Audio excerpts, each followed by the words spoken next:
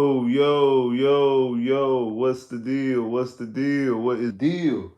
What's the deal? Some of y'all get up in here real quick. What's good? Man, I'm here, man. I'm here. Chill out. Hit that like button though. You in here, but you ain't hit the like button. Make sure you hit the like button. You know what I'm saying? I'm in here. I'm in here. What's the deal? What is the deal? What's going down? What's going down? What's going down? What's going down around town? You know what I'm saying? Hey, we got some stuff to talk about. We got some stuff to talk about. I'm gonna let some of y'all get up in here. Let some of y'all get up in here. You know what I'm saying? Let some of y'all get up in here real quick. Make sure in that like button. Make sure in that like button. You already know what we're here to talk about, baby. You already know what we're here to talk about, man. Hey, it's time. All right, we gonna let some of y'all get up in here real quick. Yeah, I know, bro. I know. We gonna push through it. We gonna push through it. Make sure in the light bulb when y'all come through here. But so Houston Texans will on the New England Patriots. This time a Drake May led New England Patriots on Sunday. The sixth game of the season. Texans go in at 4-1. The Patriots go in at 1-4. I don't even know what the betting guy says. Last time I checked, this is before the Drake news. I think the Texans were favored by a touchdown. This should be a game that the Texans should be able to win, but we know from last year against and the Panthers that hey, because we should win this game, don't mean we're gonna win this game. Like you just said, no Nico in this game. We're gonna talk about that exactly. What can Bobby do? Basically, go out having Nico. Like what could this offense look without Nico? We're gonna look at some of the numbers real quick. Your quarterback C.J. Stroud is 122. It has 122 completions off of 107 attempts. That's a completion percentage of 68.9. He's throwing for 1,385 yards, what has him third in the league right now, averaging 277 yards a game. He has 7 touchdowns. He has 3 interceptions. He's been sacked 14 times. Has a quarterback rating of 18. I'm sorry, a quarterback rating of 98.2. Joe Mixon is still the leading rusher after only playing 2 games and didn't even play the whole first game because the whole second game because he's still your lead rusher with 39 carries, 184 yards, averaging 4.7 yards a carry and a touchdown. Your second lead rusher is Cam Akers with 38 attempts, so just one less attempt than Joe Mixon has 148 yards, so has 40 yards. So he has one less attempt and 40 yards less than them, averaging 3.9 yards a carry and 1 touchdown. The leading receiver for the team on all accounts, catches, yards, and touchdowns is Nico Collins, also the lead leader in yards in the whole NFL. He has 32 catches for 567 yards, averaging 113 yards a game, averaging 17.7 yards per reception, touchdowns. Like I said, led the league in yards, leads in catches, yards, and touchdowns. He's going to be out for 4 weeks. We're going to talk about that in a little minute. Stephon Diggs is your second lead receiver with 31 315 yards, averaging 63 yards per game, 10.2 yards per catch, 2 touchdowns. Now your third lead receiver, I was surprised when I seen this, but your third lead receiver, yards and catches, is Dari. Dari has 15 catches for 155 yards and a touchdown. And your fourth leading receiver is Tank Dell with 13 catches, 137 yards, and no touchdowns. He missed the game. But the fact that Dari has 2 more catches, has 20 more yards, and has a touchdown, and Tank has 0 touchdowns, and has 20 less yards and 2 less catches than Dari, that surprised me. I was surprised. I thought that I'm not surprised that Tank is like 4th. Kyle, I would think maybe Dalton Schultz, but then also like Dalton Schultz really ain't did nothing either. But for Dari to be ahead of him in yards, catches, and touchdowns, I thought that was kind of wild. I really didn't put the Patriots stats, especially with them getting a new quarterback, been misleading. But I will tell you that their leading receiver is Henry with 16 catches, 180 yards, no touchdowns. And then Douglas is their second leading receiver with 18 catches, 153 yards, no touchdowns. And they have 2 passing touchdowns on the entire team. 2 passing touchdowns. 2 touchdowns. Two. Uno dos. 2 touchdowns. And they've allowed 19 sacks. This offensive line is atrocious. And really, I know the story is going to be made, especially because, like I said, Mixon's supposed to be back, so we should be getting Mixon back, so we should have a running game. And the story is going to be centered around not having Nico Collins, because Nico Collins, with the hamstring issue, got put on IR. He's going to be out for at least 4 weeks. Listening to D'Amico, I am not. It was kind of concerning when I heard D'Amico say he'll be back sometime this season, and didn't really. Well, like when the question was asked, is it going to be a 4 week injury, or do you think it might take longer? And he kind of like danced around the question and did. Kind of concerns me slightly that it could potentially be a longer injury, because what, 4 weeks, you got this week against the Patriots, you got next week against Green Bay, the week after that would be the Colts, the week after that would be the Jets on Thursday, and then you'll be entering the tough part of your schedule. Well, after this game against the Patriots, you're entering your tough. You're starting to into your tough part of your schedule, because you really got like strong like runs of some real competitive teams. The first one is this one with Green Bay, the Colts, who's a divisional opponent, then the Jets on the road, then you got the Lions on Sunday Night Football, then you got to go to Dallas on Monday. So that little stretch right there is going to be a tough stretch. And then after the bye, you got home against Miami, at Kansas City, home against the Ravens on Christmas Day, and then you end the season off against Tennessee, and that's the other stretch. I actually think that this stretch is a little bit tougher because of Green Bay, Detroit, Dallas. I know the Jets just fired their head coach, but I wouldn't put that past them, especially Thursday night on Halloween. I wouldn't put that past. I wouldn't walk, and then also the Colts, because as it stands right now, I mean, we all know divisional games. And as it stands right now, the Colts would be your toughest opponent. Because even though over the House of Horrors, when it comes to the Texans division, been the AFC South, on the AFC has always been at Indy. But we've won at Indy with the last 3 to 4 times now. Last year, the year before, the game that I guess that we shouldn't have won, the game we shouldn't have won, and then this past year, and then last year we lost home against Indy. The year before that we tied at home against Indy, and then the year before that, Indy's been beating us in Houston for a while now. And just not to get on that trend about history and things like that, but that's going to be a tough game. Like that's not going to be a game. And then we don't know if it's going to be Flacco, it's going to be AR. We don't really know exactly who it's going to be. Even though we was able to handle Flacco in the playoffs last year, Flacco can give you some games. We can put some yards up and be dangerous a little bit.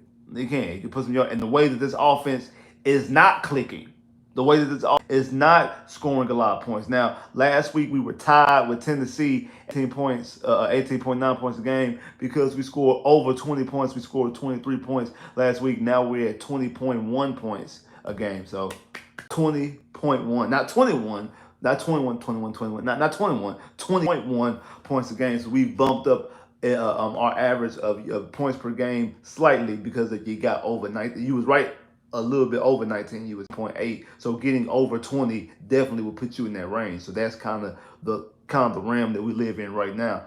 So, but with this offense is struggling, not able to score points are coming at a premium. So you have to be able to get points. You have to be able to you gotta be able to get points. So that stretch and wave that we got coming up is a crucial wave, and it starts. I mean, you can make a case it starts this week against the Patriots, but I'm not trying to look. I'm not trying to have. I'm not trying to like look past the Patriots. But I'm just saying these next couple games are going to be are going to be very vital and important. The only caveat that I can give you is that Green Bay, Detroit, and Dallas are all NFC opponents, and because of the whole NFC dynamic, you could afford to lose against an NFC opponent, and you really can't afford to lose against an AFC opponent because of tiebreakers and also records. We all know that the main thing is going to be the overall record, because I had this conversation last week, and people made a big stink about what I said about AFC and NFC. and saying how these not saying that they're not important, but the AFC games are more important because of tiebreakers, like head-to-head tiebreakers, and also even just conference records. Just conference records push you above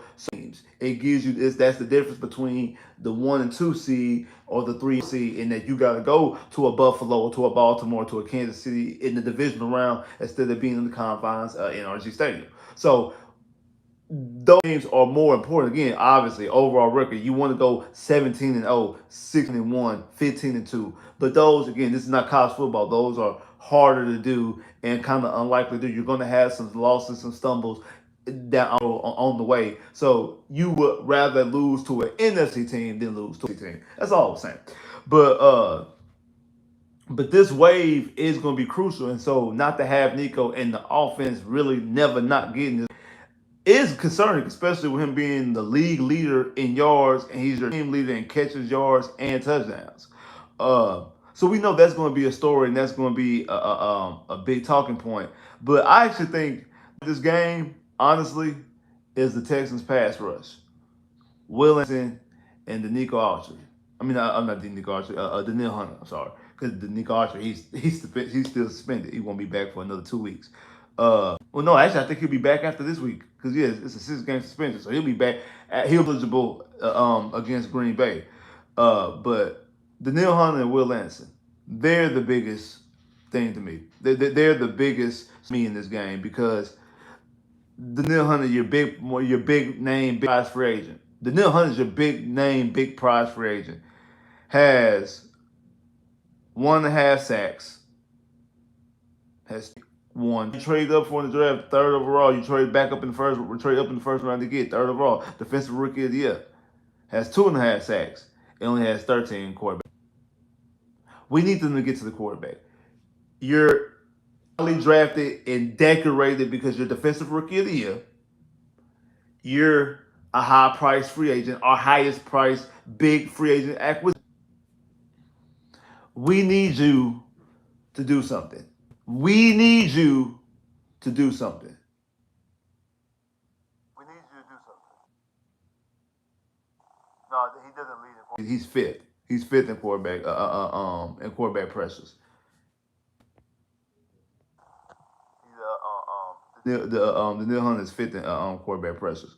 But we need you to get to the quarterback because this Patriot offense is atrocious. It's bad. It's bad. It's a bad offensive line. That's the real reason why they haven't played Drake May. You see everybody, all the other rookies are getting played. All the other rookies are getting playing time. You see Williams getting playing time, Jalen Daniels getting playing time, Bo Nix getting playing time. I'm pretty sure that J.J. McCarthy would have got playing time if he didn't get hurt. And that would be harder for him to come in and step in and get time, even though they did draft him high. Even though they did draft him high. But if Sam Darnold constantly keeps playing, I mean, let somebody go stupid and try to give Sam Darnold a bag. And be honest, if I'm Minnesota, I'm not letting. I'm not. If Sam Darnold like in the comeback player of the year, I'm not letting Sam Darnold go. I'm franchising the tag on Sam Darnold, and I'm not letting him go for nothing. I'm taking him and I'm letting somebody trade for him. I'm letting somebody trade. I'm not gonna let him just walk out the door for nothing. Either I'm a franchise tag him and keep him, pay him a contract, or I'm a franchise tag him and trade him. If he goes out there, if this continues and gets into the playoffs, let alone win that division and win a playoff or two, and he's probably going to win comeback player of the year. Oh, he's not walking for free. Oh no, I think he's a free agent. Oh no, he's not walking for free. I'm about this. I'm franchise tagging you, and I'm getting some because if that's he's a quarterback, you could probably squeeze a first round pick, maybe a first and a second out of Sam Darnold. So if that's me, if I'm the Minnesota Vikings, that's what I'm gonna do. That's exactly what I'm gonna do if I'm if I'm Sam Darnold, I'm in Minnesota. Either I'm keeping him, I'm retaining him, or I'm trading him. And also we know that Michael Penix is he got Kirk Cousins in front of him, but the other rookies are playing. And again, that's the only reason why Drake May did not play is because they have a horrific offense. I said they've given up 19 sacks. 19 sacks in the first 4 weeks of the season for them. 5 weeks of the season for them. You can get to the quarterback. So I expect I expect Daniil Hunter and Will Anderson to go out there and play well. I expect Will Anderson and Daniil Hunter to go out there and put pressure on the quarterback. I expect Daniil Hunter and Will Anderson to go out there and get the quarterback on the ground. Not just get pressures, not just get some. I need them to get them on the ground. I need sacks. I need second and 15s. I need third and 13s. I need fourth downs. I need drives to stop and get to the quarterback. You hear me? Because all the quarterback hits and pressures and stuff like that, people talking about we leading the league and lead, or we're top 5 in pressures and stuff like that. I don't care about quarterback pressures. I don't care about quarterback pressures because we're not turning the football over. Normally, hurries and pressures are beneficial. Normally, quarterback hurries and pressures are beneficial when the defense is getting turnovers because that's what it is. Like you're pressuring, like you're hurrying the quarterback for him to go out there and try to throw. He's getting the football out quick. Like he's throwing the football abruptly. He's getting the football off his hand because he doesn't want to get hit. He doesn't want to take the sack, and he's just throwing the football up. And he's getting hurried. He's out of the pocket. His mechanics are off. Things like that. Balls are getting tipped and getting intercepted. That's normally what quarterback hurries and pressures. Like why pressures are good. Why you're the benefits. Even though you're not getting sacks, you're getting turnovers. And the defense only has 3 interceptions. We don't have 3 turnovers. Period. I don't think we have any fumbles. 3 interceptions. And we haven't got one since week 2 against Chicago. Now we should have had 2 last week because Aziz dropped 2 of them. And actually, Stingley almost had an interception. Trevor Lawrence the week before on that. I think it was on their last drive. He almost got an interception on that week before, but we haven't got our hands on the football since week 2, which was the last time we had a dominant performance from the pass rush. You had 7 sacks. You had I think 11 back pressures and hit with 9 quarterback hits and 11 quarterback pressures and hurries, and you was able to get multiple interceptions in that game. You got one that got called back, 2 more. You got one from last year, and then you got another one from Stingley. And especially the one that Lastly got. The one that Lastly got was completely just the Daniil Hunter almost this inch sack, getting the pressures and hurries, and basically Caleb Williams just danced out of it and threw the full up. That was a bit. That right there is why you like quarterback pressures. That instance, a quarterback pressure, you was able to get the quarterback moving out of the pocket, and he's just trying to sling and just get the rear of the football so he won't get hit. He's hurried. He's not able to go through his reads, not able to go through his progressions, not able to sit his feet and use his mechanics properly, and he threw the football up in the double or triple, wherever it was, and your defensive backs, your DB, your safety, your cornerback, in this instance last year, was able to make a play on the football and get the ball back in the hands of the offense. That's what we need. That's what we need on Sunday. We need Will and Daniil to be able to get to the quarterback, put pressure on the quarterback, hit the quarterback. I need you to hit this guy. This is making his first ever career start in the NFL. I'll be honest with you. I have not seen anything about Drake May. I know nothing about Drake May. I didn't watch Drake May none in college. I ain't watched Drake May in none college. And actually, J.J. McCarthy are the only quarterbacks in this year's draft that I didn't really watch. Only thing I seen out of J.J. McCarthy was the playoffs, with the college playoffs and the national championship. That's all I seen out of him. That's all I seen. Like Jalen Daniels, I seen Jalen Daniels at Arizona State, and I seen him at LSU. I watched him at Arizona State a couple years ago, and I watched him last year and the year before at LSU. Same thing with Caleb Williams. I remember Caleb Williams at Oklahoma, and then I watched him his high, and I watched him last year. Michael Penix, I just really watched him in Washington. I just really watched him in Washington, but I did watch him again the college football playoffs, and also I was watching Rome Odunze, so I did watch some Michael Penix. I was able to see him. Bo Nix, I remember Bo Nix back in Auburn. I seen him in Auburn. That's one of the reasons why I didn't think Bo Nix was going to be good. And I was shocked that he was a first-round pick because of what I've seen him do in Auburn. I know he got better when he went to Oregon, but I still didn't see NFL first-round pick ready quarterback. I thought at the most, the best case for him would be late second, early third, and he went in the top 10 or top 15, whatever it was, in the first round. So, whatever that situation was, he went in the first round. So was that? It is what it is. But Drake, I ain't seen nothing about Drake May. Nothing about Drake May. Hey man, shout out to that boy Chris for the super chat love. Definitely appreciate that, man. Hey, shout out to that boy Chris for the super chat love. Hey, Chris hit with the double shot. Boom boom. Hey, shout out to that boy Chris for the double super chat. Definitely appreciate that, bro. What's up, Texas Nation? Spitz. Is the Texans really a good team, or are they just lucky? It's gonna maybe bad, but unfortunately, the opportunity teams are worse against every game is close. You're right.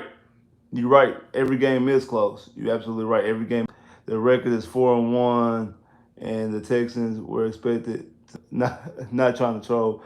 For real, for real. No, you're right about that. Hey, man, shout out to that boy Chris for the super chat love. Definitely appreciate that. No, you definitely right about that, bro. Like the record's 4-1, which is what we expect. But what we seen is not not what we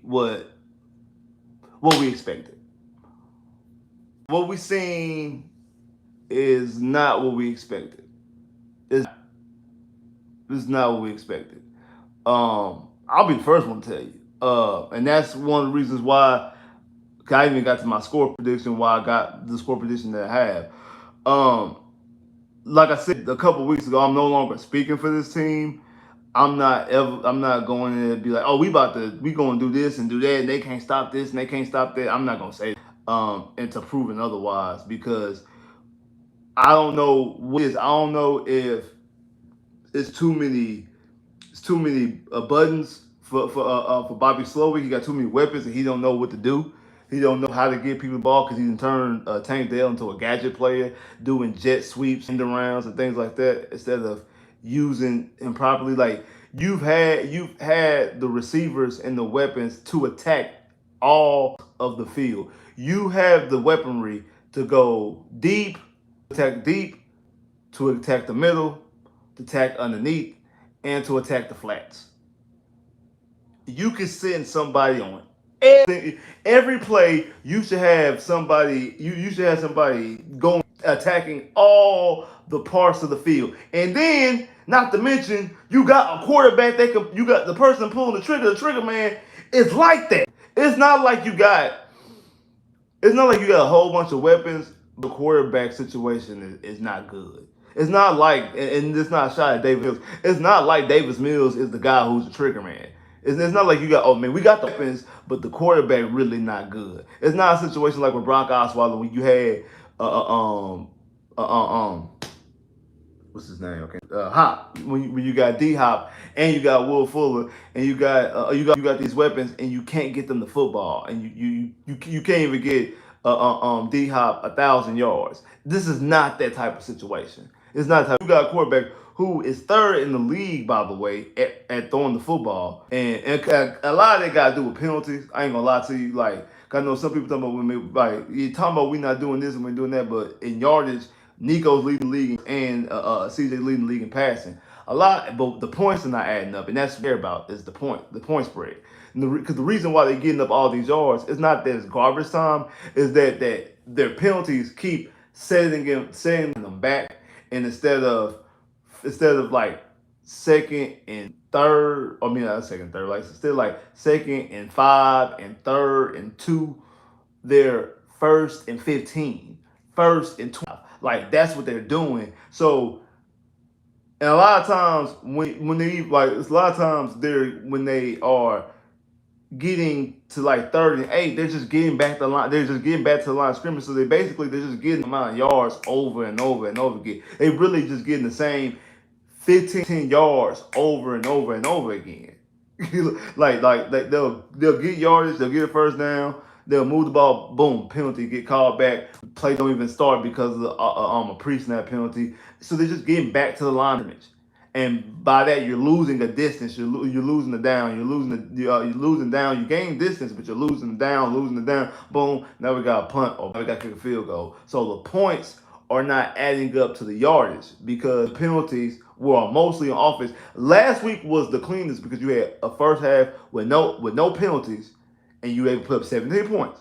And then when you had 17 penalties or 7 penalties, you only able to put up 2 field goals.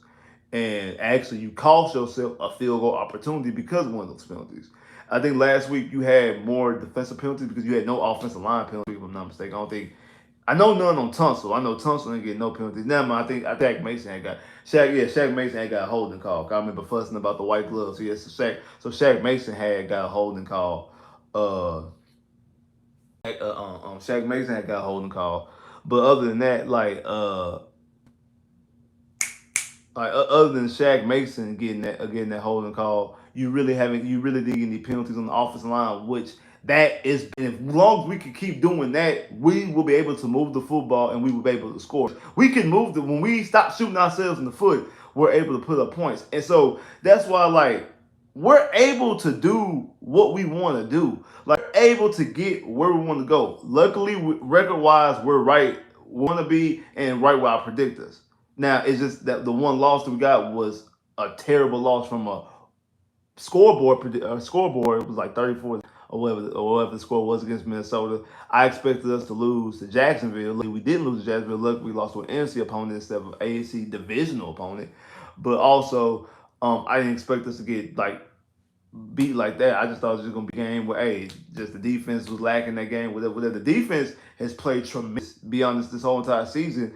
But we haven't turned the football over. And like I said about your rookie of the year and your agent, I need y'all to cash in because we really haven't seen y'all since week 2. Like week 2 against the Chicago Bears, that's the pass rush that I envisioned this season. When I thought when we went out there and we got the Neil Hunter double-digit sacks every year that he's been every year that he starts as I started and finished the season healthy.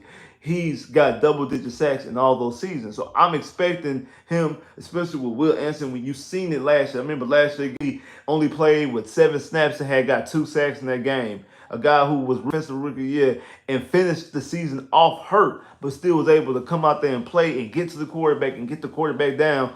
I'm expecting going into the season be focused on Danielle Hunter because of his name and recognition. That's open up and help Will out. And Will's gonna be able to go out there. He's gonna be able to eat, and then they're gonna rotate over there, and then Danielle Hunter's gonna be able to do his thing. So they're gonna be able to bounce off each other, and we're gonna be able to get to the quarterback. We're gonna be able to put pressure on the quarterback.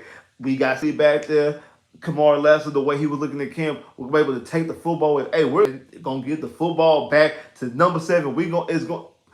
Number 7's offense gonna put up points, which also means that the opposing defense, the opposing offense, they're gonna have to try to throw the football to stay in the game because number 7 in this offense is gonna be able to put points on the board, which again allows both Danico Archery. I keep saying Danico Archery.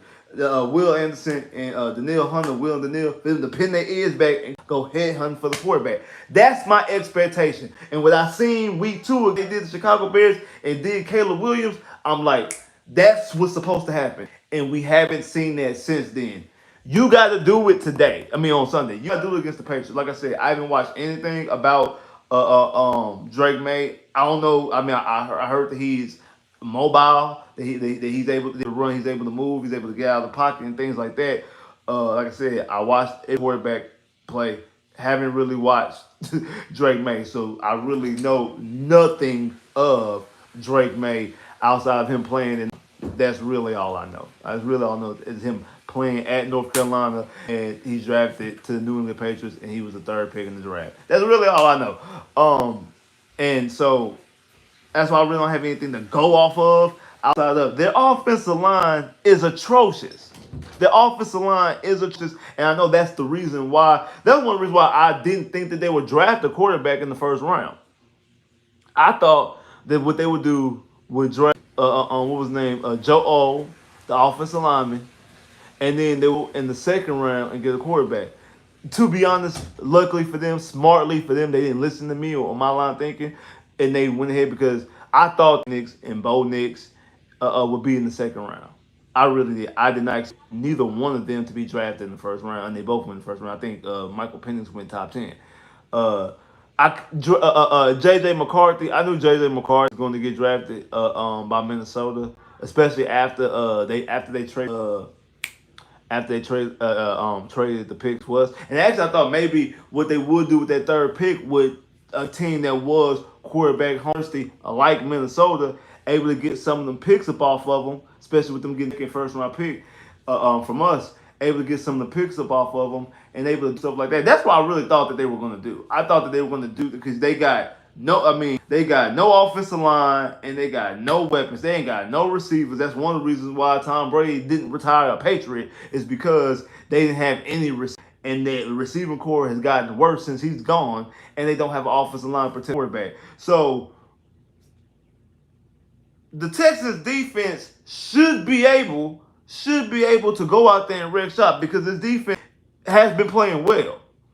The defense has been playing well. The problem with the defense, if anybody got issues with the defense, is that they on the field too much. And the reason why they keep on staying on the field is because the offense not able to cash in and get no points. The offense not able to cash. And really, the bad game defensively they had was the Minnesota game, and it was really the second half because they actually held their water in the first half. I mean, the two touchdowns that they got both of them on short field. One was a short field because CJ interception, and the other one was a short field because of the missed field goal. So both of their first touchdowns in the first half came off of short fields and opportunities. The defense held their own the whole first half. And in the second half, it still was holding on because they still was holding on for the most part. Remember, we gave them short yards and short field again after the second season. And then the Jacksonville game, the defense did their job, got 3 and out, but our special teams muffed the punt to put them in a situation. Then after the messed up with the Tank Bigsby run, they held their own, held their water, and stopped them on the goal line. Then the next drive again stopped them again, only allowed with like 40 some seconds to come off the clock and allow the Texans to go out there and score the game-winning touchdown. Then this past week against Buffalo, you hold to 9 of 30. Nine completions off of 30 attempts. And again, the touchdowns that they got.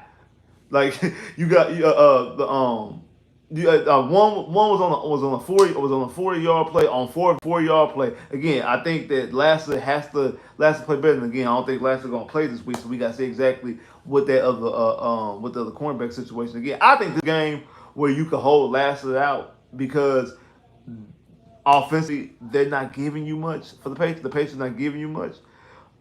If Texas offense could put pressure on the Patriots, if the Texas offense could put pressure on the Patriots offense, that would help a lot. If they was able to put up points, because they're able to if the Texas offense could put up points on the Patriots, this will be a long day for the Patriots because they're not going to be able to compete. If they have to go, if the Texans go up by 2 scores quickly, if the Texans go up by 2 possessions quickly, if it's like boom boom and it's 14-0. 14-0 or 17-3 or something like that, very, very quick. It's going to be a long day for the Patriots because they're not going to be points on the board. And I think because of how bad this offensive line is, Drake May is going to look like the Chicago game as far as getting to the quarterback and them hitting the quarterback, putting pressure on the quarterback, making the quarterback turn the football over, sacking the quarterback, ending drives because of that. That's what is in store if the Texans offense can cash in and put points on the board. If Bobby can find a way to gaze a game plan and create a game plan surrounded around Stephon Diggs and Tank without Nico Collins. Because that's the other story going to this game is that there's no Nico Collins. And we're not going to have Nico Collins for the next 4 weeks. And I wonder if this will actually relieve some pressure from Bobby Slowick. That way Bobby Slowick doesn't have to do too much. He can just create a game plan because I'm sorry. I'm sorry. How many teams would love to go out there with Stephon Diggs and Tank Dell, and not to mention your quarterback is CJ Stroud? Like, it's teams out there that this offense that we about now is still better than their offense. The Patriots being one of them. So there's a lot of teams out there. Like, not everybody got a Jamar Chase, T. Higgins, or got a Tyreek Hill and a Waddle. Everybody don't have that. Like, look at what Patrick Mahomes is dealing with right now. Like, look at what for the Chargers is dealing with right now. Like, look at what not everybody got a DK Metcalf and and Tyler Lockett. Now everybody JSN. Everybody don't have a Debo and a Brandon Ayuk. Everybody don't have those type of weaponry. Like there's a lot of guys out there, there's a lot of teams out there that they wish they had a Stephon Diggs and a Tank Dell. So you going out there trying out Stephon Diggs and a Tank Dell, you should be able to, and you have CJ Stroud as your quarterback. You should be able to move the football and put points on the board. I believe they can move the football because even with Bobby Sloyd calling bad plays, the Texans can move the football. The biggest thing with them is not shooting themselves in the foot and giving back yardage, costing themselves yards. That's really to me the biggest point about it. But I do think that you do need to do better. Stop doing all these end arounds. If you want to use Tank Dell, you get short little screens and things like that. And also, I think that Xavier Hudson, he's going to play a major role, especially with Nico Collins being gone. You seen last week after Nico Collins got hurt, he had 2 big catches. I think he had like 30 on I think it was like the drive coming out at halftime. So definitely that. Hey, shout out to that boy Chris once again with the super chat love. Definitely appreciate that. Texas O line is fifth. Fifth expenses in the NFL. CJ is one of the top quarterback sack. You're right. You're right. He is. What I said CJ sack numbers is he's been sacked 4 times. You're right about that. CJ has been sacked 14 times. I don't know if that's, I don't know where there is. I don't know where there is of the rankings. It's not good. When I seen that fourth again, like I said about the Patriots, I've allowed 19 sacks. That's just it's just 5 sacks less than CJ Stroud. CJ, I'm pretty sure CJ drops back more than 2.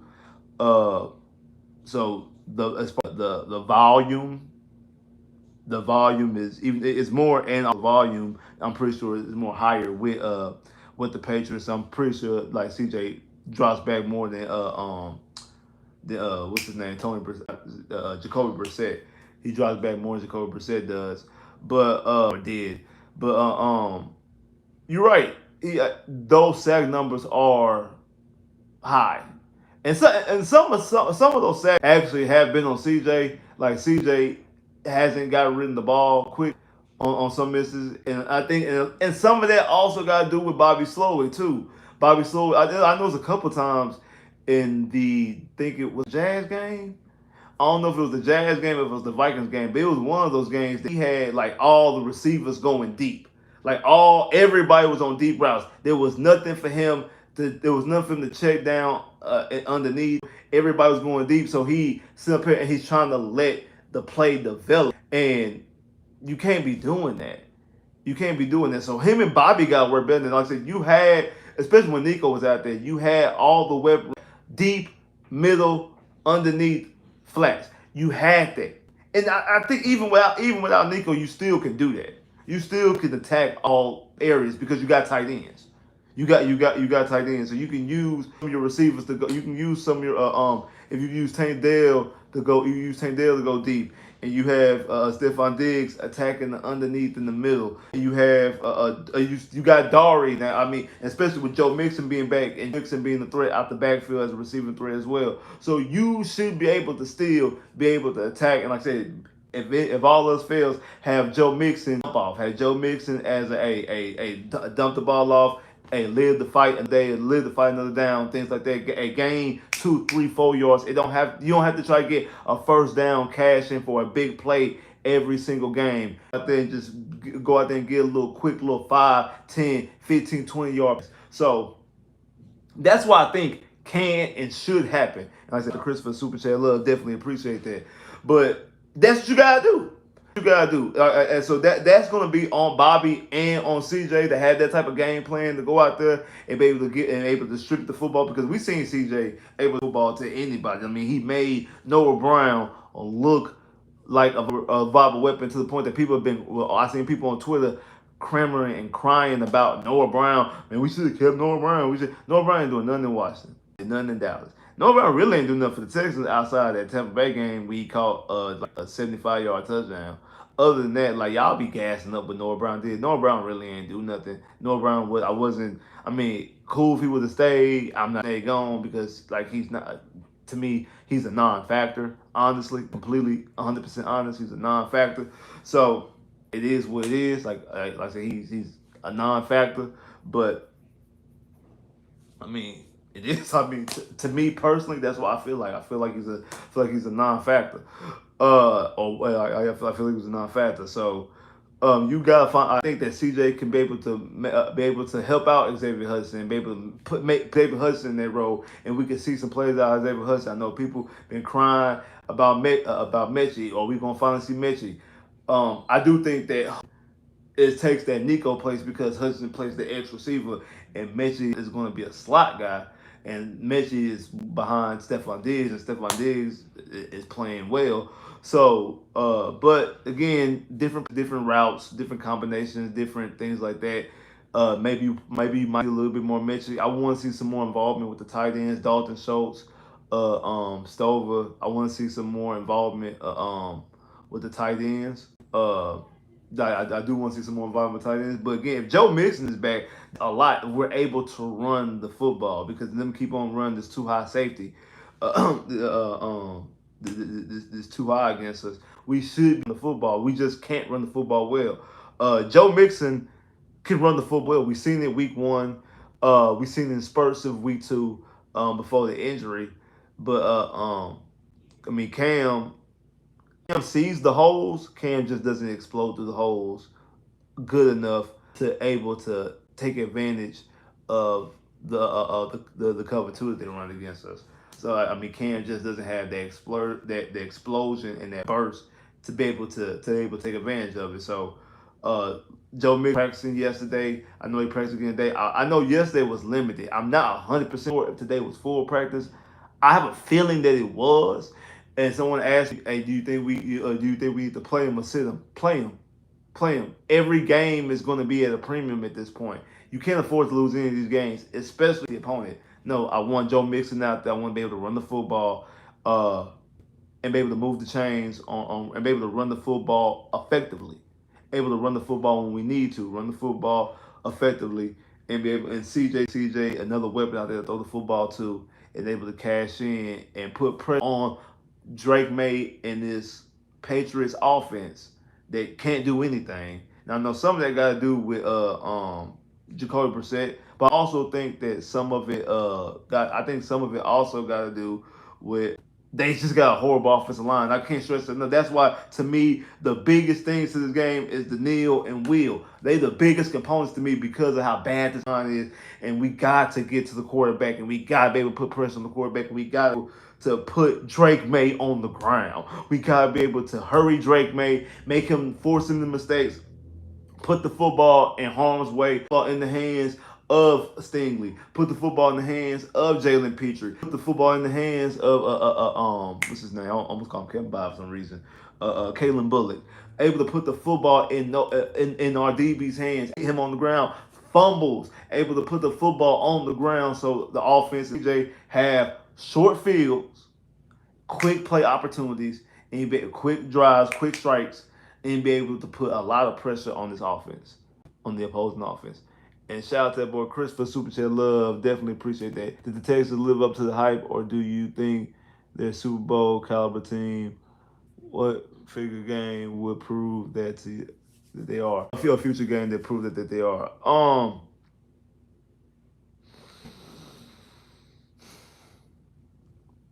I say to the hype that what we felt about this team. No, they have not, because of their record is. I mean, outside of being 5-0, their record is where you would want it to be. Uh, have they lived up to what we thought? No, and that's because offensively they're not able. That's because offensively they're not able to put up points, and they haven't been able to put up points. We have yet to score 30 points in this season. So they haven't been able to live up to the hype yet because they have yet to put up 30 points in the season. Their highest point total is week one with 29 points. And we've seen teams constantly. I mean, just last week, the Colts and Jags put up 34 and 30, 37 and 37. And we played both of those defenses, and we weren't able to put up neither of those point totals. I mean, it struggled offensively against the Jags. Uh, so no, offensively, no, they have not lived up to the hype because we thought that they'll be exploding type offense. We have yet to see that. Now I wouldn't even say consistently. We haven't yet to see that. We seen a quick strike offense in the first scoring drive against Jacksonville, and then also the scoring drive to end the game, and then the scoring drive against Blow last week. Other than that, we have not yet seen that offense move the way we expect them to move. Uh, in a future game, they will probably Green Bay, Detroit. You got Green Bay, you got Detroit, obviously you got Kansas City, and you got Baltimore later on in the schedule. But and up quick will be Green Bay, and especially Detroit. Be the toughest team on your schedule. Honestly, to be honest with you, Detroit might be the toughest team on your schedule. Kansas City because they add Kansas City as well. So maybe one of those two teams. But I do think they're still AFC. Like honestly, like there's no dominant team in the AFC. I think the Texans can beat if the Texans play their style, they play their game. The Texans can beat any team in the AFC. I really believe that. That's not me. I really believe that. Even after what I've seen so far this season, if the Texans commit penalties offensively, they can beat any team in the AFC. They very well could.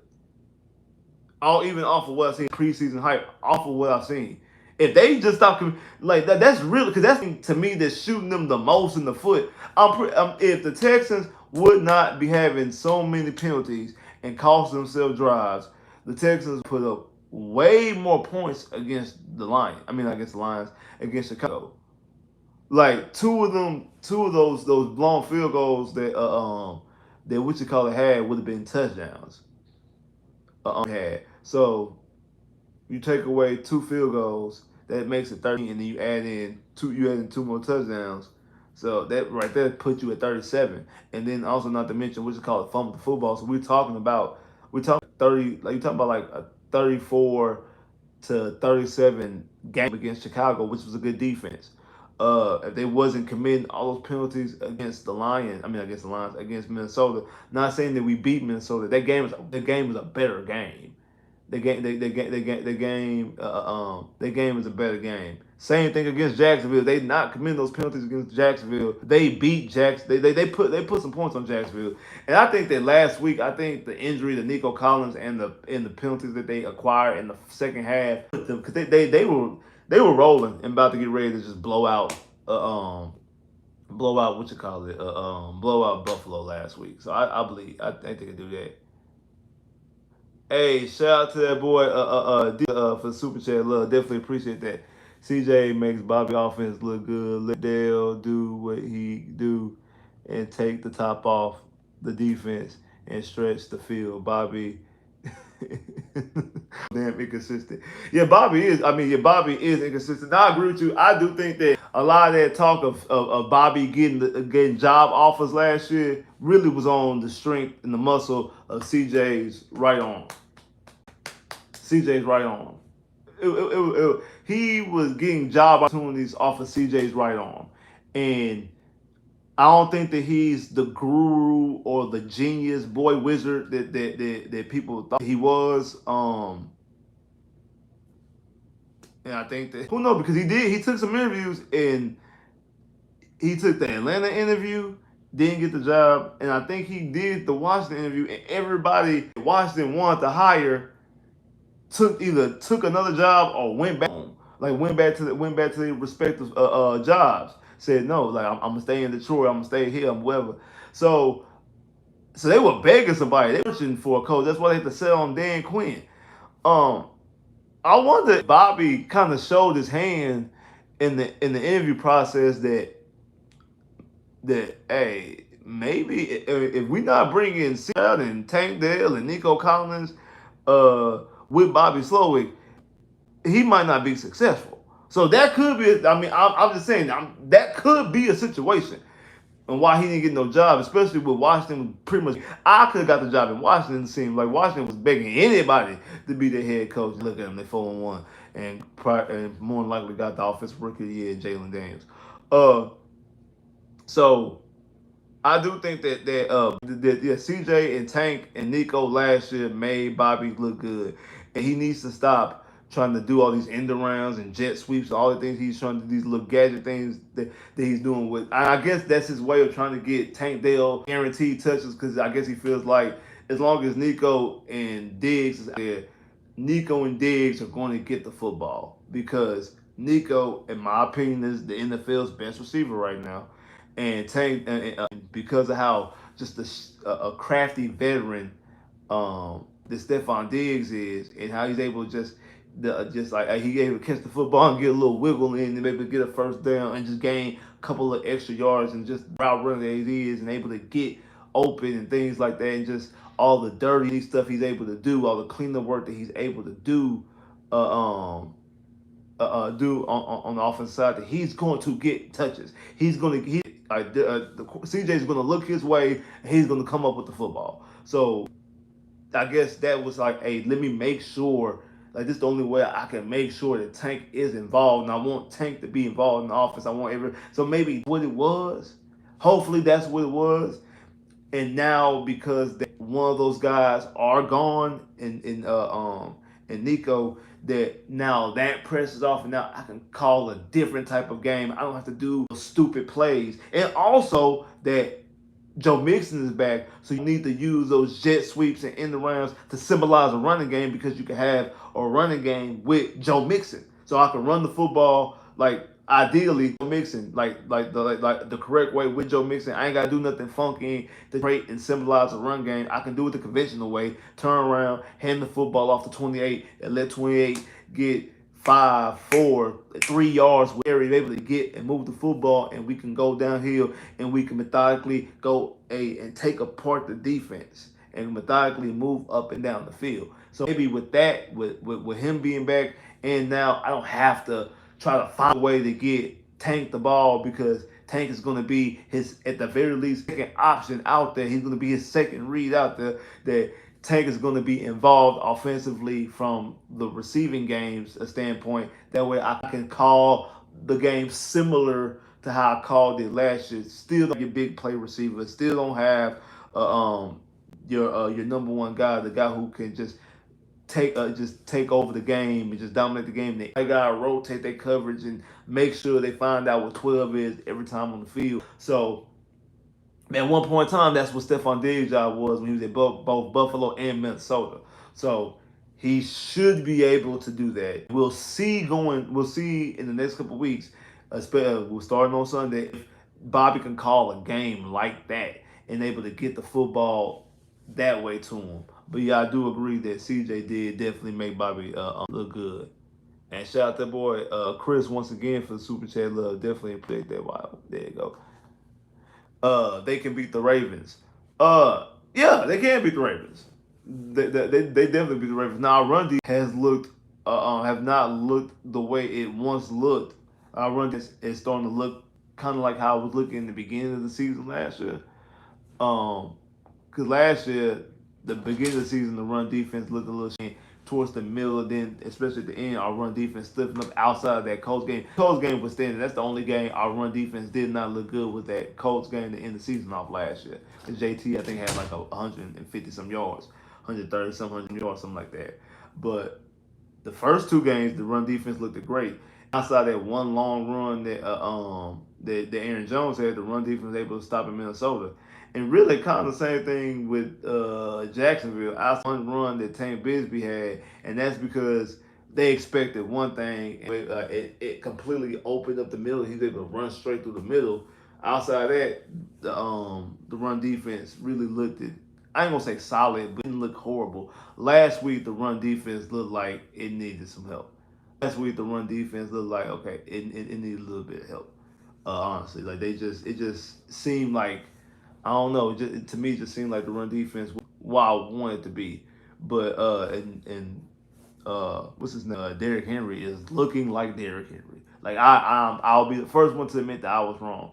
I didn't want Derrick Henry because I thought Derrick Henry had the biggest. I ain't gonna say not boom or bust. I thought Derrick Henry had the big had hot overpriced free agent signing written all over him. That he's gonna be a guy that you sign and he might have a game here and a game there that okay, that's Derrick Henry. He had 100 yards. Was not going to be doing anything because he was going to be a guy that you kind of like how Amon Green for the Texans years ago. And I know a lot of y'all young and don't remember that. Probably don't know who Amon Green was. He was a good running back for the Green Bay Packers, but the Houston Texans signed him to a big contract back in 2006. Yeah, because he played the 2006 and 2007 season. No, no, no, no, no, no. 2006. We signed in 7. Do we sign in 2006? Yeah, we signed him in 2006. Yeah, we signed him to it because he played 2006, 2007. He didn't play in 2009. Yeah, cause we run the game in 2009. He played in 2006 and ended up losing his starting job to Ron Dame, and Ron Dame rushed for 1,000 yards in 2006. And next year, he ended up losing his starting job to Steve Slayton. And Slayton, as a rookie in 2007, rushed for 1,000 yards. And then, yeah, I think either we cut him or his contract went up. Cause that was only 2. He's only on the team for 2 years. I know his contract went up, so I don't know if we cut him or traded him. I can't remember exactly the nuances how we got rid of him. And then 2009, we had no running game because we thought we had one of Steve Slayton, and uh, Steve Slayton only played a couple of weeks and kept on fumbling the football, and we went through a whole to running backs, and we found Arian Foster at the end of the season, and the rest is history. We know what happened with Foster, the all-time leading rusher for the Texans. But yeah, so uh, but yeah, I thought Derrick Henry had that written all over him, and I was completely sadly mistaken. Derrick Henry did not have that written. Henry looks like Derrick Henry. Like he looked Derrick Henry. It's been hard to stop Derrick Henry running all over people. And so we're gonna do something with that, but we'll see exactly. I'm gonna get to my week picks too. So definitely got mentioned about the Ravens. I'm gonna get into my weekly picks. Well, but before I do that, I gotta do the pick of this game. Um, I ain't gonna lie to y'all. Texas should win this game. Texans should be able to put a lot of pressure on Drake May in this offense, as far as putting up a whole bunch of points and also getting to Drake May, getting Drake May on the ground, sacking Drake May, forcing Drake May up and turn the football over, throw interceptions, fumbles, things of that nature. I do think that he's going to be able to do that. I do think the defense is going to be able to get to him. Like I said, Neil Hunter and Will Anderson are huge components of this game. I got the Texans winning. It should be a dominant performance. It should be a game the Texans should be able to like they can't mess with us. But it's not. I got the Texans winning 20-13. I got 20-13.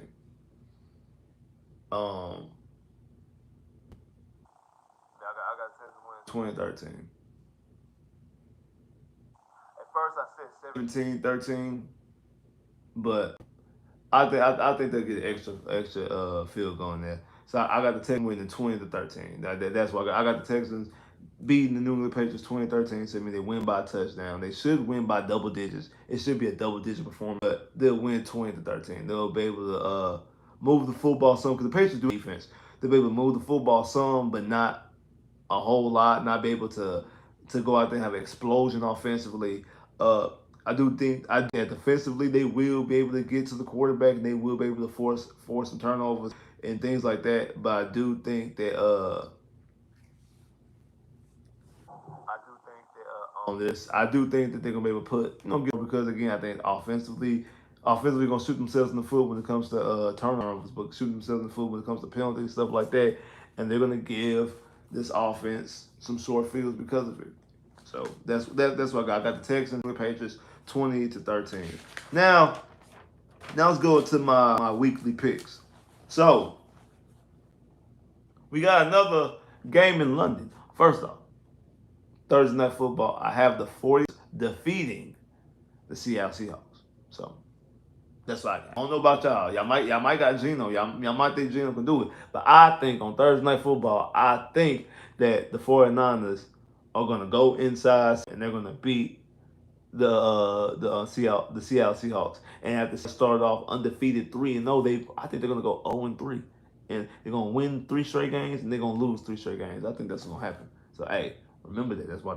But we have another game across the pond, another game in London. I think it's London. I know it's across the pond because it's gonna be 8 o'clock in the morning, 8:30 in the morning for us in Central Time. If you on the East Coast, 7 o'clock.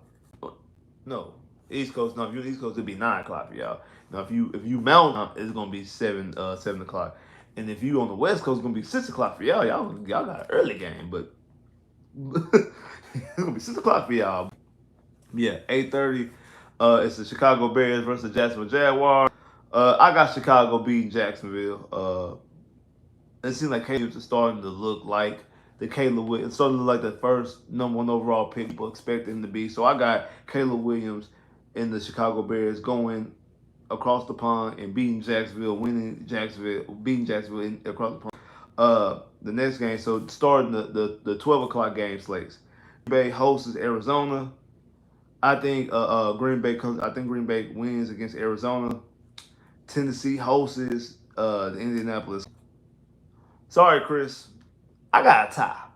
I think y'all gonna tie because I mean you got Joe Flacco versus what Kyle Rudolph, Mason Rudolph, Rudolph the Red-Nosed Reindeer, whatever Rudolph it is over in Tennessee. I don't know. I don't know who it is. Kyle Rudolph, Rudolph the Red-Nosed Reindeer. I don't know who it is. Mason, who? One of the Rudolphs. One of the Rudolphs is the quarterback for Tennessee, and he ain't calling Dasher and Dancer and Blitzen and Cupid. He ain't calling them. He ain't got the rest of them. He ain't got the rest of the reindeer with him. He ain't got the rest of the reindeer with him. I don't know what they gonna do. And then Joe Flacco could put up points. We seen him put up points last week. We also know Joe Flacco firsthand can turn the football all the time as well. We seen it in NRG just a couple months ago. So I don't know what's gonna happen against Tennessee and I don't know what's gonna happen with Tennessee and Indianapolis. I'm hoping because I don't want neither one of them to win. So I'm hoping for a tie. But honestly,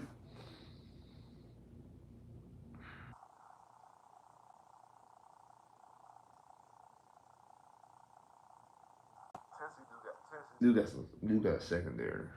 They do got a secondary. Could Indianapolis really go 0-3 to start 0-3 in the division? Because they lost to us, they lost to Jacksonville. If Indianapolis loses to Tennessee and then backdoor and loses to us in 2 weeks, yeah, in 2 weeks when they play us, they'll be 0-4 in the division. They eliminated. Like, there's no way they can win the division. One, because there's no way for them to even have a winning record. They couldn't even have a 500 record in the division.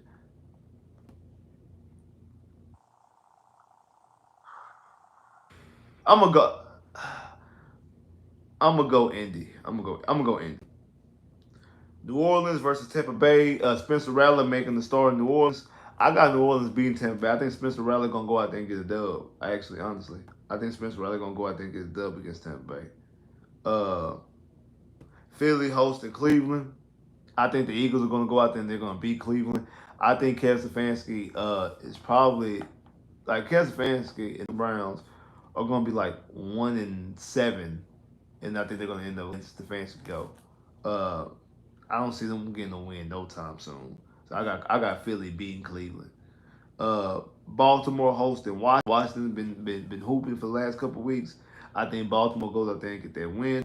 Then the 3 o'clock games. You got Denver hosting the Chargers. I think the Chargers beat Denver. You got Vegas hosting Pittsburgh. Pittsburgh beating Vegas. You got Dallas hosting Detroit. I mean, match from that Saturday night game last year. I got Dallas beating Detroit. You got Carolina hosting Atlanta. I got Atlanta. Dang, I got all the road in the in the 3 o'clock games. I got all the road winning. I got the Chargers beating Denver at Denver. Pittsburgh beating Vegas at Vegas. Detroit beating Dallas at Dallas, Atlanta beating Carolina at Carolina. I got all the road teams winning. And then in the 12 o'clock game, I got all the home teams winning except Tennessee and except us. That's crazy. I didn't even realize that. Sunday night football got the Giants hosting Cincinnati. Who made this game up? Who? Timeout. Timeout. Timeout. Who decided the Giants hosting Cincinnati was a good Sunday night game? Who thought that? Seriously, who thought that? It should have been Dallas and Detroit, but I guess because Dallas and Pittsburgh was last week, so you didn't want to give Dallas back-to-back Sunday night games, which is understandable. It is. It's understandable. But you know what?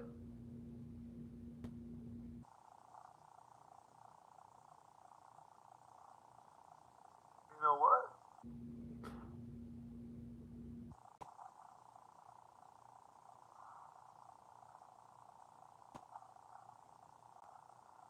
That's why. That's why. That's why. That what I just said about Dallas and Detroit, because Dallas and Pittsburgh the week before, you needed the Giants to have, because they got the Giants and the Jets both playing and both playing at home. So you needed one to play. You needed them to play on different nights because the Jets and Buffalo play on Monday night. But I guess you could have one of them playing on Thursday because you couldn't have them both playing on Sunday. But that should have been. I guess. Well, I mean, no, Amazon Prime pay for a premium, so.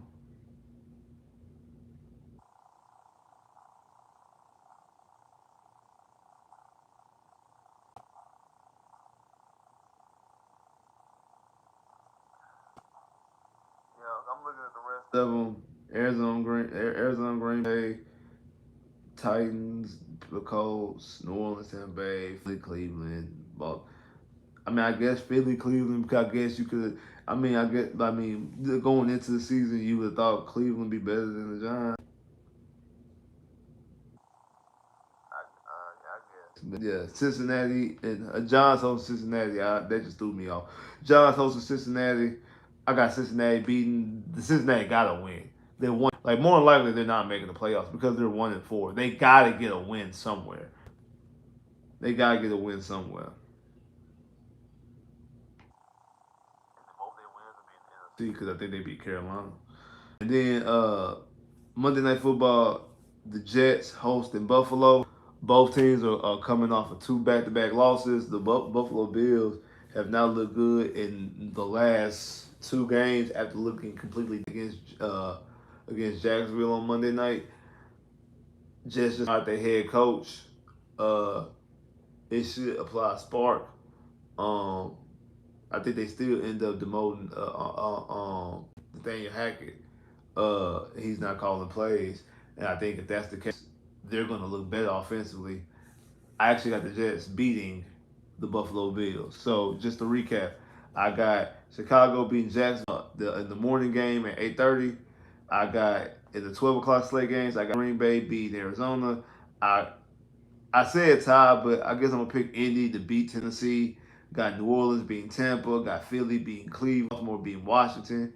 In the 3 o'clock games, I got the Chargers beating Denver. I got the Steelers beating Vegas. I got Detroit beating Dallas. I got Atlanta beating Carolina. And then the Sunday night game, I have the Bengals beating the Giants. And on the Monday night game, I got the Jets beating Buffalo. Those are my picks for this coming up week. That's what I think is gonna happen. Obviously, like I said earlier, I got us defeating the New England Patriots. I say 20-13. I think it's gonna be closer than what it should be.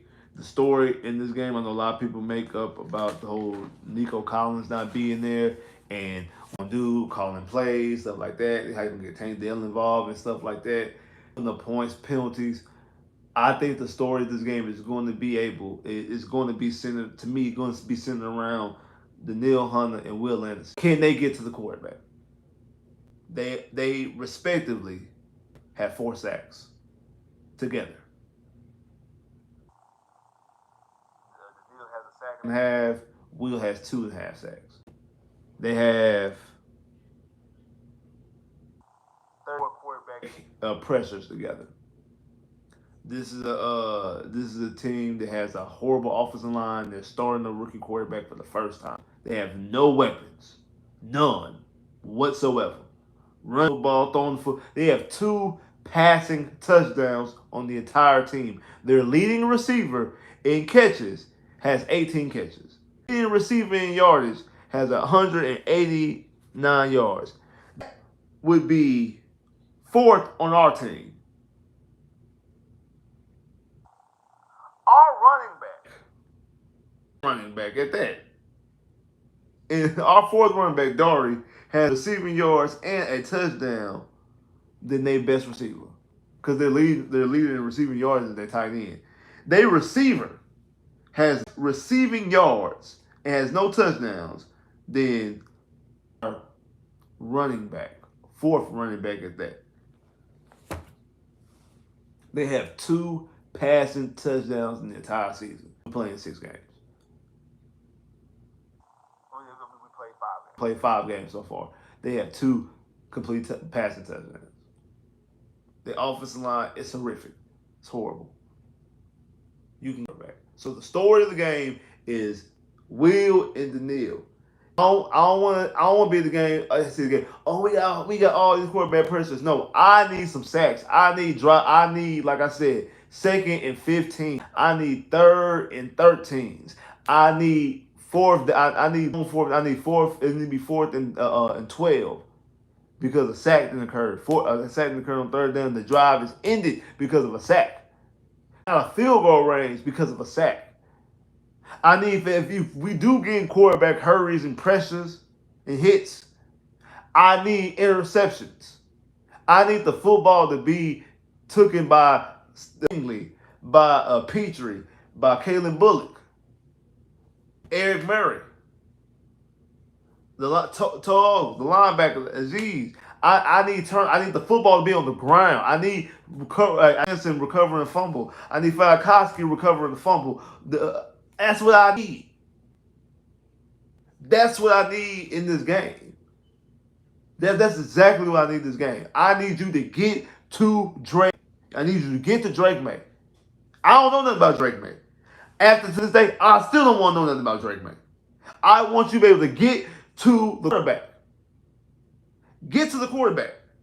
Put the quarterback on the ground. Get him on the ground. Get him on the ground. Turn the football over. That's I don't need. That's what I need. That's the story of the game. Sacks, quarterback hits, forcing turnovers, giving short field opportunities to your quarterback.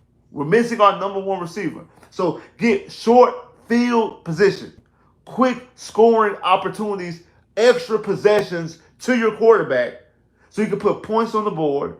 So now you can just pin your ears and go head hunting when it comes to this quarterback because he's a rookie. He's going to be a deer caught in headlights.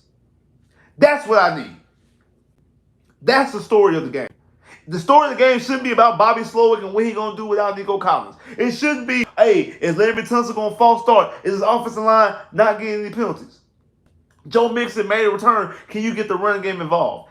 That is not the story, and that should not be the story of the game. The story of the game should be both Will Anderson and Danielle Hunter, your high-priced free agent, your high draft pick, your 3rd overall draft pick that you jumped up to go get, and defensive rookie of the year. Both of them came and got the quarterback. They both came in and got to the quarterback. They put the quarterback on the ground. They sat the quarterback down. They got him on the ground. They forced interceptions. They got fumbles. They hurried them. They kept hitting them and hitting them and hitting them and hitting them and hitting them. It should look like the Chicago Bears game. That's what needs to happen. That is and should be the story come Monday morning. Will it be? We will have to remain to be seen. That should be the story. That completely should be the story. Getting to the quarterback, getting to this rookie Drake May making his first ever career start. That's what it should be. Go out there and handle your business. Go out there and handle your business. You go out there and handle your business, man. Hey, you go out there and handle your business. Handle your business. Huh? Come on. Come on. Come on. Go out there and handle your business. You go out there and handle your business. Hey, it is what it is. Go out there and handle your business now. So we'll see. We'll see exactly. Like I said, we'll see exactly. Uh, like I said, I got the Texans winning 20-30. 20-30. My bad. 2013. I got the Texans winning 20-13. It'd be nice if the Texans could put up 30. They have it all season, and I don't think they'll do it on Sunday. But yeah, the Texans to go out there and handle their business. Go out there and put up those amount of points, and let's get this going. Put those. Let's go out there and get to the quarterback. I think we should be able to run the football with Joe Mixon returning, and I think that that's going to be able to relieve some of the pressure. Joe Mixon being back and also Nico being out. Well, I think will relieve some of the pressure from Bobby Slowick and allow Bobby Slowick to call plays similar to the way he called plays last year. I do.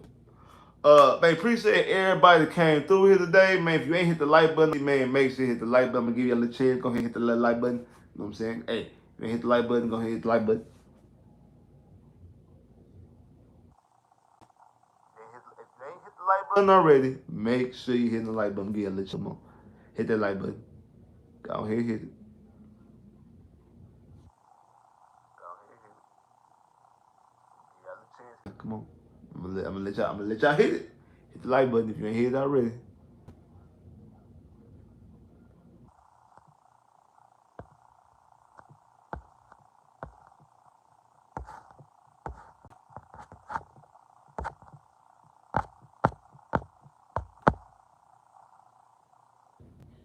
Broderick, you always late.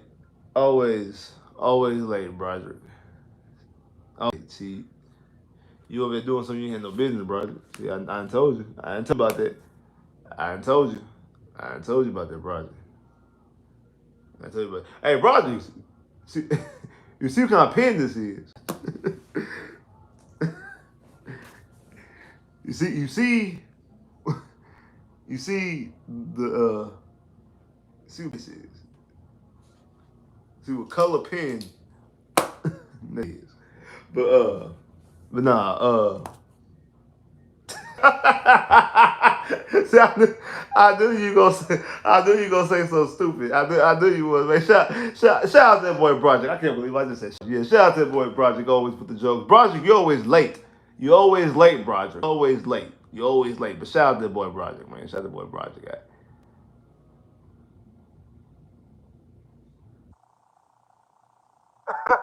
Yeah. Talk about he at the house. He probably is at the house eating gravy on burgers. He probably is. You know, cause Broderick be doing some. Broderick eat like a pregnant reason. I don't know, I don't know, Broderick be having pregnant women cravings. You. Is you gonna be a daddy again, Broderick? Like your wife pregnant, Broderick? Like, cause Broderick be eating some stuff.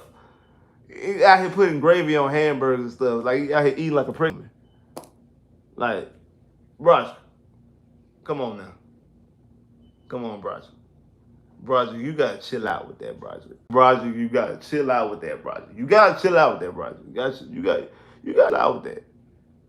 You gotta chill out with that, Broderick. Brother be doing some weird, boy, Broderick. Wait, time out. You eating chitlins? It's not even. I don't even eat chitlins. It's not even chitlin season, Broderick. It's not even. Are they even selling chitlins right now? I don't even think they're selling chitlins right now. Why are you eating chitlins? Period. For one, because chitlins are disgusting. Period. Anyway, like anyway, like I'm eating chitlins. And two, it's not even chitlin season. They don't sell chitlins all year round.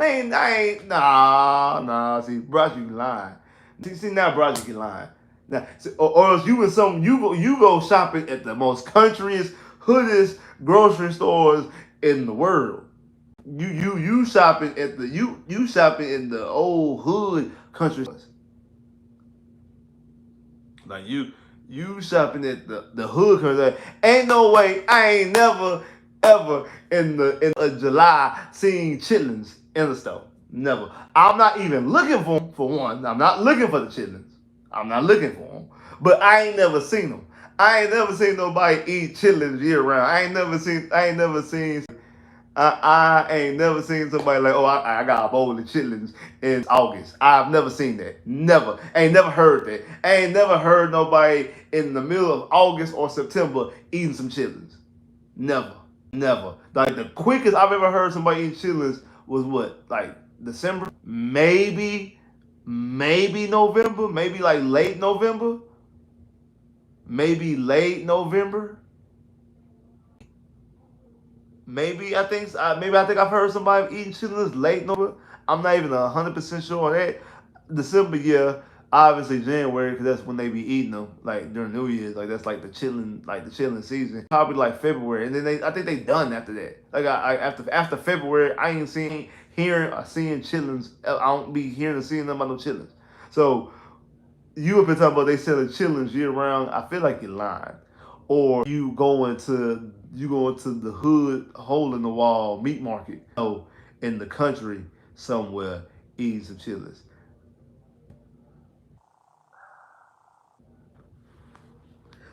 I would go check that, but I'm not because I don't care to eat chitlins. So I don't when they selling them. I'm just saying I ain't never heard nobody. Today is the first time ever in the history I've ever heard somebody eating chitlins before mid-November. I ain't never heard nobody eating chitlins before Thanksgiving.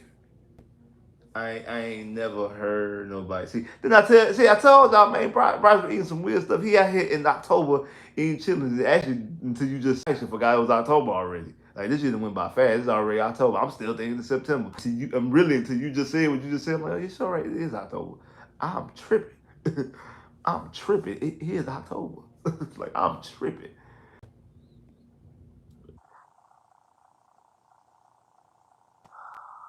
Up here eating this boy. He up here eating chitlins and pig knuckles. Wow.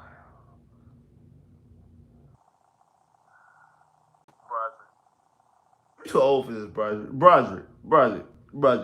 Chill out, man. You. We free, Broderick. Why are you eating chitlins and pig knuckles? Why are you doing this, Broderick? Broderick setting us back. This boy Broderick up here eating chitlins and pig knuckles. Like like it's 1925. Like why are you eating chitlins and pig knuckles, bro? You got donkey teeth back there too? What is you doing? See, I'll take back the shout out. When I said Broderick, I take it back. I take it back now. I take it back. He up here eating pig knuckles and donkey teeth. I take it back. I take it back. I take it back. Uh, Broderick. Hey man, if y'all hit the like button already, man, make sure you hit the like button, man. Shout out came through. Shout out to everybody hit the super chat. Love everybody hit the super chat. Appreciate the super chat love. Definitely appreciate that. Y'all don't know how much I appreciate the super chat love. Definitely appreciate the super chat love. I'm telling you again, y'all really don't know how much I appreciate the super much I appreciate that love. Definitely appreciate that. So if you hit the super chat, appreciate you. Shout out for that. Definitely appreciate the super chat love. Appreciate everybody coming through for this preview. I know I started off a little bit late and I ran longer than I was supposed to, but it's all good. Good conversation, good talking. But appreciate everybody that came through. If you ain't hit the like button, make sure you hit the like button. Shout out to everybody hit the like button. If you ain't hitting already, make sure that you hit it. We will be right here immediately right after the game. We're gonna talk about what happened. We're gonna talk about what we see. Uh, if Bobby was able to call a game, if the offense didn't shoot themselves in the foot, if Will and Daniil, I'm gonna keep saying this, if Will and Daniil can get to the quarterback and get Drake May on the ground, force some receptions and some turnovers, and get him on the ground, get some sacks. If that's the case, we gonna talk about it. And shout out to that boy Big B, man, for the super chat love. Definitely appreciate that, my boy. Hey, shout out to that boy Big B for the super chat love, man. Definitely appreciate that. We is not talking about no pig knuckles, Broderick. Stop it. We're not talking about pig knuckles. Nobody want no pig knuckles. Stop. It's not Sonic the Hedgehog. We don't want no pig knuckles, Broderick. Stop. Please stop. Nobody want to hear about no pig knuckles. Stop it. Please stop it. Stop. Shout out to boy, Big B for the super chat love. Definitely appreciate that. But like I said, we gonna be right here immediately after the game. We gonna talk about did Will and the deal get to the quarterback? Did they get the quarterback on the ground? Did we get sacks? Did we get pressures? Did we get? If we do get pressures and hurries, do we cash in on those by getting interceptions? Do we force any drive stopping, short field opportunities for our quarterback? And can Bobby Slowick draw up a good game plan without his best weapon, his best weapon, possibly the best weapon in the field? We gotta talk about the connection of CJ and Nico Collins, because it's the best connection in the field. I think this is the best connection in the NFL for the years, like since the start of last year, that they have the highest. Them two together have the highest completion percentage, and he has the highest quarterback rating with him versus any other duo in the NFL. They got the highest quarterback rating, and also the highest, if I'm not mistaken, and just the damage that they do to opposing defenses. So is he able to draw up a good game plan without them? Because again, he still has Tank Dell. He still has Stephon Diggs. He has, again, trigger man pulling the trigger in C.J. Stroud. And also, we're also having the return of Joe Mixon. So because of that, is he able to benefit? And is he able to drop a good game plan offensively? Are we able not to shoot ourselves in the foot, and we're able to keep us going and not letting drives stall up and not getting 3 and outs and stalling up drives? We're able to put points on the board, finally get some points on the board. I said defensively, we're able to get to Drake May. Like I said, that to me, that's the biggest story of the game, because this offensive line for the New England Patriots is horrific. I have us winning 20-17. 20-13. That's why I got us winning by a touchdown, 20-17. I keep saying 20-17, I'm sorry. 20-13. I got us winning by a touchdown, 20-13. I got the Texans beating the New England Patriots. So again, immediately after the game, right here, we're gonna break it down. So make sure y'all here. Holla.